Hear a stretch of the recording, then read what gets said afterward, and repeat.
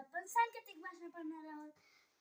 त्याचं एक उदाहरण घेतलं आहे. चला तर वेळ न वाया घालवता तर व्हिडिओला सुरुवात करूया.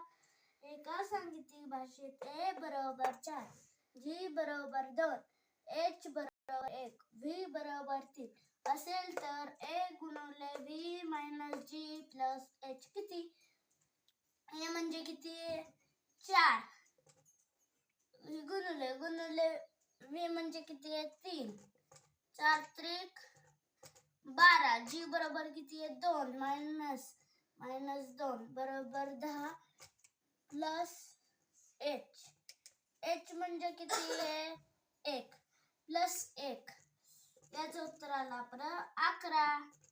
असेच तुम्हाला नवनवीन व्हिडिओ पाहायचे असतील तर चॅनलला सबस्क्राईब आणि व्हिडिओला लाईक नक्की करा. याचं उत्तर आलं आपलं ऑप्शन 1.